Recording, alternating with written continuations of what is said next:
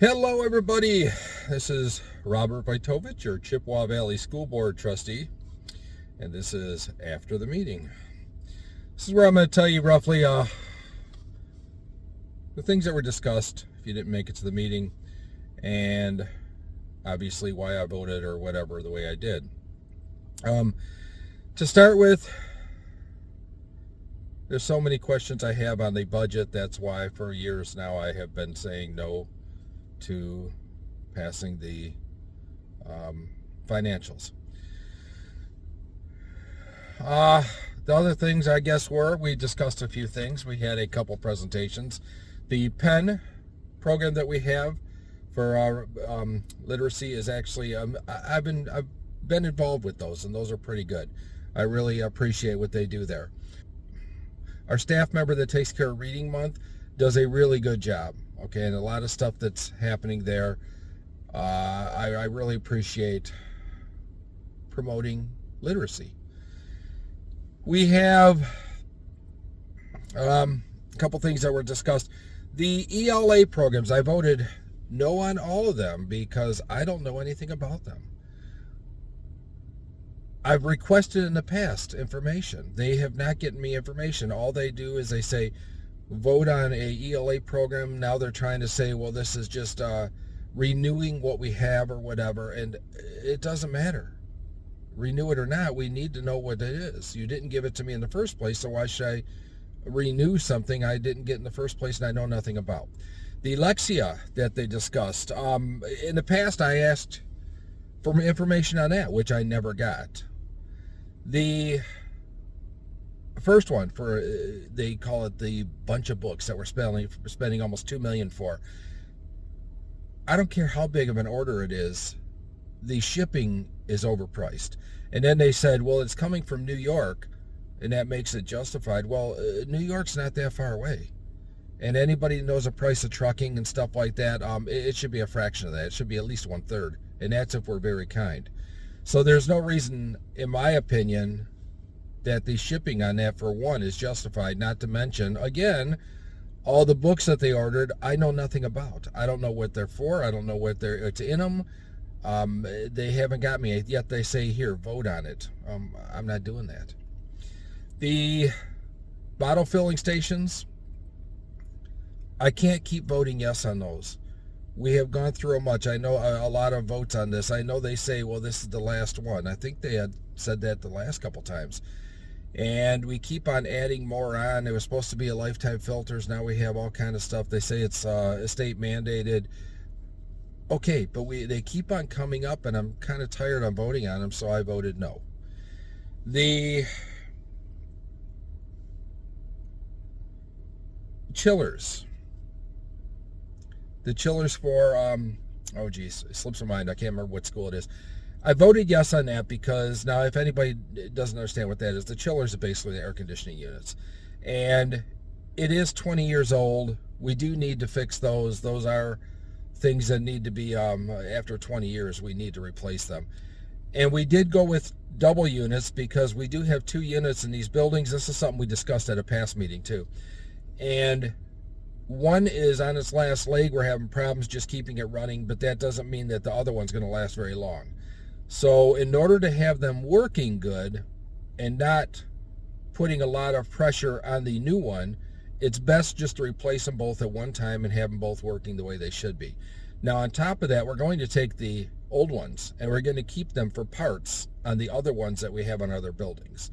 So that's a good thing. We're going to save some money there. Somebody had brought up as far as what was the bond for. Okay, well, the bond money, that's all in the budget. And they don't give me the information I request on the budget, so I can't actually say.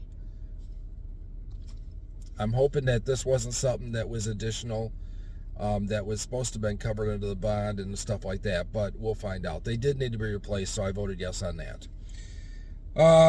Oh, here we go. The EV bus charging. Everybody knows I did a video on that. I should do a video on just the chargers alone. And all the data, all the studies, all the past school districts that have had these. They don't work. They are not a good investment. I did a whole video on the buses alone. If you want, go back and look at my EV bus video, and it'll tell you all the details. These things are more dangerous. These things are less productive, and there's nothing good about them. And our charging system, I just found out something today. We're spending, what is it, close to $1 million or whatever, just to have 12 chargers for buses. If we need more, we don't even know if DTE can supply us the power from Romeo Plank, where we have to have it run in for. This is a lot of power. This isn't just like going plugging in a 110 outlet. And then on top of it, I just found something out today with the paperwork we got. When you're at your house and you go to plug something in, you plug it in, you get the power, you turn it on. Well, for some reason, we need a software package that's going to cost us around $6,000 a year just to be able to run these. I don't understand that. So, as usual, there's a time when you have to say cut your losses, and I voted no. I don't think we should move on with these EV buses. There's nothing that shows that we should even keep going with this. And we aren't even going to be able to get a good experience through the winter. So, everybody knows my opinion on the EV buses is negatory.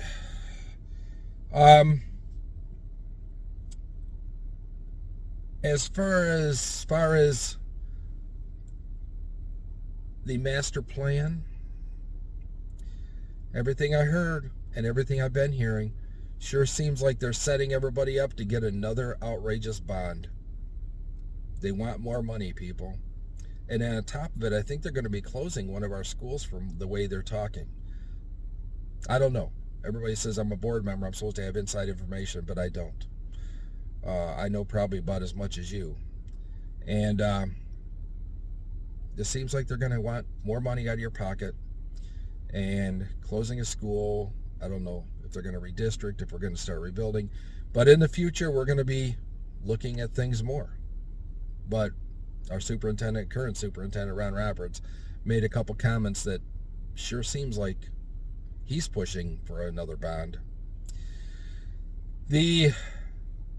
As far as public feedback on what they would like to see in a superintendent, it was just brought up at the meeting that we're using a consulting firm to get public comments or public input. I didn't know anything about that until the meeting, and I asked about it, and their comment was there are certain things that they can't do. Okay, well, the last time was with fielding, and we paid them over $100,000 to do stuff that, in my opinion, we could do in-house without even breathing. It's stuff that we should know, stuff that's real easy. But we're paying people money to do the stuff that we're paying people in-house, our administrators, big money to supposedly know. Anyhow, that's just the way that works, I guess, right? At the very end, I did speak up. I kind of read something I had written up on these anti-ICE protests that are going on in schools, and our administration is letting them happen. That's unacceptable.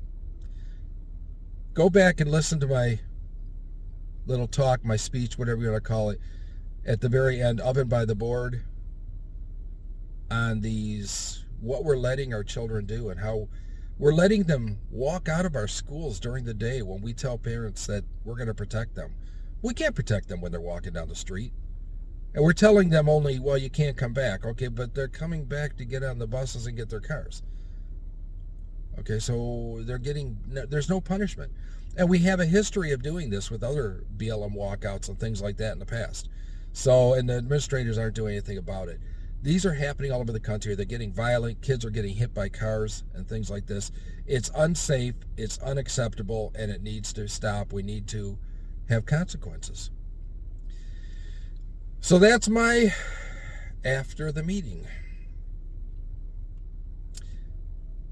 It wasn't that long ago. We had 2 executive sessions to talk. Oh, I forgot about that. We had 2 executive sessions to talk.